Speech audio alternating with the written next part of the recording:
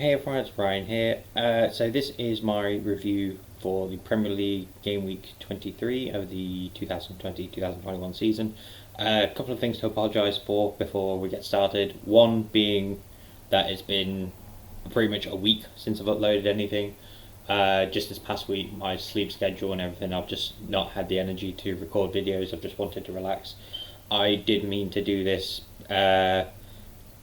like between the week, but there was also FA Cup matches as well. Also, second thing to apologise for, I don't know if you'd have picked up about 10 seconds ago, there's a beep that happens every now and then. I don't know if it comes across on this, but essentially my smoke alarms, after the 3.5 years I've been here, are basically really low battery. I managed to get one down, which you can probably see like up there. There, you know what I mean. But the other two are different models, and basically I need a flat screwdriver to take them out, which I don't have because, adulthood, I guess. But I've just basically not needed one, so that's why I don't have one. So I'll have to get that sorted soon. Yes. Anyway, so for the results for the Game Week 23, which was the 6th of February to the 8th of February, it was a nice weekend. It's been a while since we've had one where it's just been a weekend. Although we like the last week, it was literally from it. The reason I did two at once was because it was pretty much just non-stop from Thursday all the way through to the next week, all the way to the Thursday before. So first match, Manchester United 3, Everton 3. Everton managed to equalise in the last minute. I think the thing that made me laugh about this was Maguire again was trying to call for an offside. Like I've seen this multiple times with him, where he tries to call for an offside, yet he's the one playing them onside. But yeah, I think the only weakness that Man U have at the moment is their defensive. Defensive is their defense. Like Maguire, at times he is all right, but then like he has matches like this where you question his 80 million transfer value. Like I get what they're trying to go with him. Like he can be sort of a solid leader, but I think he just like for the people on the Manchester United squad, Fernandes is probably a better leader than Maguire is. Like I know, obviously Ferdinand used to be the captain for United back in their glory days. Lindelof can be alright at times, but I don't think that combo works so well. I think like the apparent rumor is Sergio Ramos might be coming in, or like that's an intended target for the summer. I guess he would like take Lindelof's place, and maybe he would be the captain, like if that did happen. But rumors are rumors. But yeah, 2 drop points for United. I believe they remain second though. Fulham nil, West Ham nil. As I recall, nothing too interesting about this. The only thing that was questioned was Soucek's red card in the last minute. So he went to move his arm like that during a set piece and accidentally caught Mitrovic in the head. Mitrovic even said like he was fine. But then they basically looked over it on VAR and gave it a red card. Well, Mike Dean gave it a red card. That's been the big talking point of this past week. Has been Mike Dean in 2 occasions given a red card for stuff that wasn't deemed as necessary for a red card, and both of them being rescinded. So basically they're allowed to play. Kind of screwed me over in fantasy team because I had both of them and they both got red cards, but you don't get the points back for them, which is annoying. But yeah, and then like the worst thing to come out of it was just the amounts of abuse Mike Dean was getting. Like I get that people don't agree with his decisions and stuff, but at the end of the day, he's being told by an assistant, yes, it looked like a red card, so send him off. Or, they basically discuss with each other first. But the type of like death threats and stuff is just not necessary, and it's basically a disgusting manner, especially the football fans. Like, being a wrestling fan, we don't go to that. I don't, like, there's some instances where it's gone to that extent. But not as often as it does in football. And like I think to me with wrestling, the worst thing about football is the fans. Like I get that it's a passionate thing, but to go to that length of being like racist, sexist, wishing people's death, bringing harm to their families and stuff like that, like it is like barbaric. and it's just literally the low points of human beings. Um, I can get angry at stuff, but I would never resort to a point of saying, "Oh, I wish you would die," or "I hope someone stabs you," and blah blah blah. It's so just sickening to see, and the worst part is that it happens time and time again. Um, I think social media, I think I saw recently, Twitter and maybe Facebook are going to, they're going to try and clamp down, like they say they do, but it kind of keeps coming back. But um, I think it was Sky Sports or just the FIA. Is that right? FIA is Formula One. FA. Um, but basically, I think what they've said is they're going to fine social media like $1 million or $1 billion for every time that racial slash sexual slash violence, like basically any type of abuse, that can be deemed as that, like the horrific level of abuse, they'll be fined like $1 billion, I think.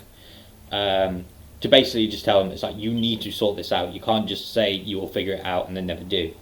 But yeah, it's like the fact that some people can go to that length, it does make you question humanity in a lot of ways. Again, I know there's good, I know there's bad, but it just comes to so many cases where the bad outweighs the good.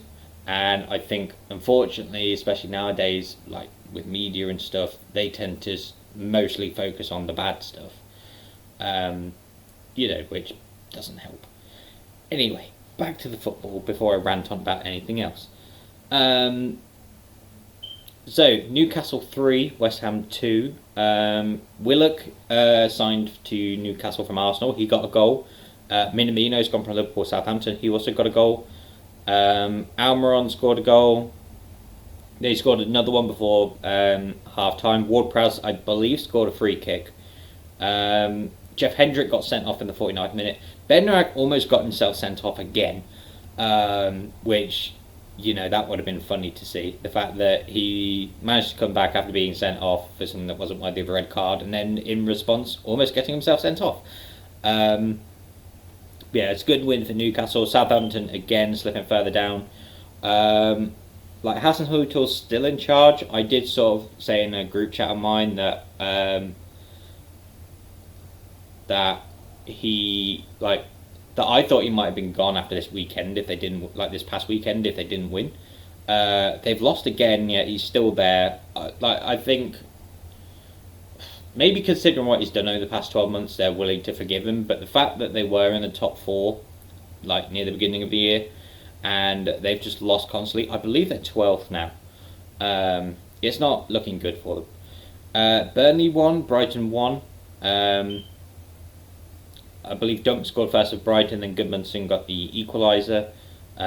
Not too much to talk about in this one. Aston Villa won, Arsenal 0. Ollie Watkins scores within 2 minutes. Again, I think Arsenal most of the time I think they're just trying to come back in it and just couldn't. Martinez sort of showing that he's doing much better without Arsenal than Arsenal are without him. I think he's got the second most clean sheets in the league so far. I think Ederson's the only one above him. Sheffield United 1, Chelsea 2. Mount scored the first goal. Rudiger in the second half accidentally scored an own goal, and then Jorginho got a penalty in the second half. Sheffield United had sort of a strong showing, but unfortunately not strong enough for Chelsea. Chelsea, with Tuchel in charge, are starting to get a bit better off. Liverpool 1, Man City 4. So people complained before about Adrian being a bad goalkeeper for Liverpool. Alisson in this game must have drank the water that Adrian has been drinking for the past season, because he was the responsibility of 3 goals in this match. Just bad passes, not coming to get the ball at the right time. Just everything was going against him in this match. Man City won 4-1, no problem. The only goal for Liverpool was a Salah penalty, and again they complain that United get penalties. Yeah, here they are again. I don't want to rant on Liverpool too much, but just the way Klopp's been this season, moaning about a lot of things. like his whole defensive injury issues. Like I've seen this picture earlier, where it's like all the teams with current injuries as of February the 11th. Liverpool have 4 major injuries, but they all happen to be centre backs. They've had the chance in January to sign new centre backs, and they decided to sign a Championship defender and some other one that wasn't that good. And you wonder why defensively they're not doing great, and they're sticking with Henderson in defence or Fabinho. Like I get that they're central defensive midfielders, but again they're midfielders. Like you'd think, being the champions of England, you might actually appeal to some defenders. Gundogan scored twice, Sterling got a goal, Foden got a goal at the end. Like I said, it's another loss for Liverpool. I believe that's 4 this season already. Man City look to be running away with it. I believe they've still got a game in hand over United. They're like 5 points ahead. Wolves 0, Leicester 0. A couple of chances for both teams. There's a couple of moments where Leicester could have won. I know, like Vardy came close at one point, unfortunately didn't score. Fabio Silva came very close, which might have managed to save it, but yeah, still a 0-0. Spurs 2, Liverpool 0. Kane and Son being a good combo again. It's nice to see them back on form with each other. And then Leeds 2, Crystal Palace 0. Jack Harrison and Patrick Bamford both getting goals. Milivojevic getting booked yet again. I used to have a running joke with a couple of friends of mine that every time Milivojevic played, he would either get a yellow card or a red card. And I believe he's got like almost a record for most yellow cards, and I'm not sure how much he's got this season, but it must be quite a lot. I'm going to have a quick look at it. Let's see where he is. There he is. So Milivojevic so far this season.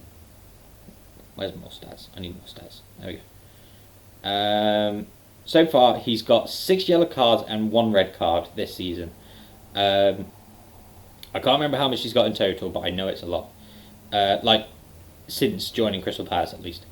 So they are the results for the past week. In 2 hours' time, Leicester versus Liverpool is going to kick off. Hopefully Leicester win. I believe they're ahead of Liverpool. I'm just going to go through the table here. So, in first place with 50 points and a game in hand is Man City. In second place with 45 points is Manchester United. Third place with 43 is Leicester. Fourth place with 40 is Liverpool. Fifth place with 39 is Chelsea. Sixth place with 39 is West Ham. West Ham have been doing very well lately. It was kind of a shame to see them slip out I was hoping they would go top 4, but we'll see. Everton are 7th with 37, but they have 2 games in hand. So if they win both their games in hand, they could go 4th. Tottenham with a game in hand are 8th with 36. Aston Villa have 2 games in hand and 9th with 35. Leeds have a game in hand in 10th with 32. Arsenal have 31 in 11th. 12th is Southampton with 29, but a game in hand. Crystal Palace are 13th with 29. 14th are Wolves with 27. 15th are Brighton with 25. Newcastle is 16th with 25. Burnley are 17th with a game in hand with 23. Fulham are 18th with a game in hand with 15. West Brom are 19th with 12. And Sheffield United are 20th with 11. They've got 15 games to get at least 1 more point to not equal the worst record in Premier League history. But I think just looking at this, they may be the ones to go down. Sheffield United, West Brom and Fulham. But who knows? We've still got a few months left and anything could happen. So yeah, like I said, that's pretty much going to be the review for Game Week 23. I know I had a couple of rants about stuff, but sort of when it comes to mind, so I have to get those things out. But yeah, thank you very much for watching this video, and I will see you after this weekend for Game Week 24. I'm just going to see where Game Week 25 kicks in, because I don't want to do one of those things where it's you look at the fixtures and then it goes Monday. Well, I might hold it off because it's Saturday, Sunday, Monday, Wednesday, Friday, Saturday, Sunday, Monday, Tuesday, and then to Saturday. So I'll probably on the 24th the 24th of February, I'll do a review of Game Week 24/25. But again, thank you very much for watching this video, and I shall hopefully see you in the next one.